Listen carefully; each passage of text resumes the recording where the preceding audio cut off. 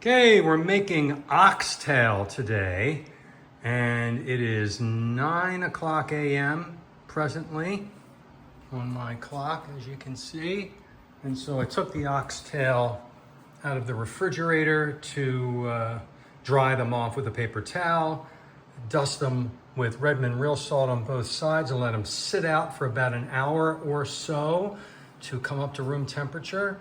And then I'm going to put them on the Traeger grill and smoke them for about 4 or 5 hours, and then take them off, cover them up, add some bone broth, and put them back on for a couple more hours, and then take them off and dry them out a little bit more. They will be ready by 5 or 6 o'clock tonight. I can't wait. Wait till you see how amazing these are. Absolutely delicious. To me, they're like candy. Oh my gosh. Wait till you see. All right, it's 10 o'clock, and this is my little Traeger grill. There are my wood pellets to smoke them, and this is what they look like raw. Ready to go. Oxtail. It's 12 o'clock. Let's see what they look like. I added the little ones. There's the big ones that are smoking. Look at that. And I just added the little ones a few hours later because they'll get too dry because they're too small. Learned that through trial and error.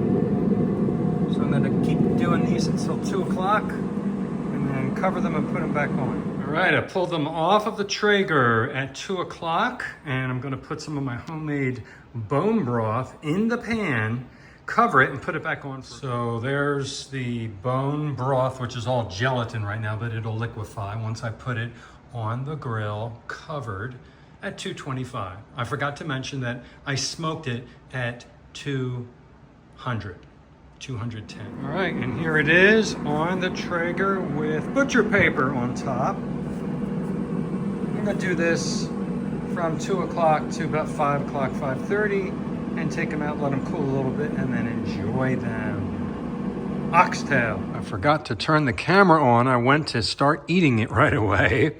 It is amazing. It is oxtail just on the Traeger with salt. That's all you need. Look at how good that is. So good.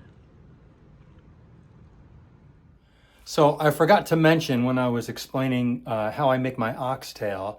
Oxtail is the tail of the beef cattle. It's the tail meat. It's really amazing, but it has a lot of tough collagen that needs to be broken down.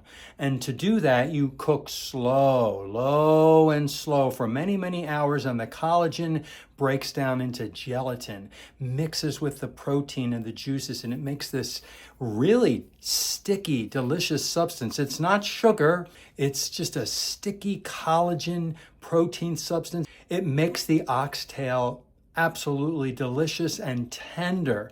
The fork pulls it off of those bones. Then when I'm finished, I take those oxtail bones, interestingly shaped too, and they go into the freezer bag for when I make future bone broth. I use as much of the meat and the bones and the tissue and the ligaments and the tendons as I can.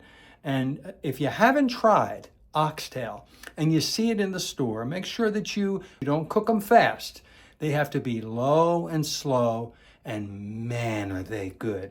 And if you choose to do them in the crock pot and render all that fat, save that fat, put it in the refrigerator, use that beef tallow for future cooking or making soap or cream for your face. I mean, there's so many uses for that fat as well.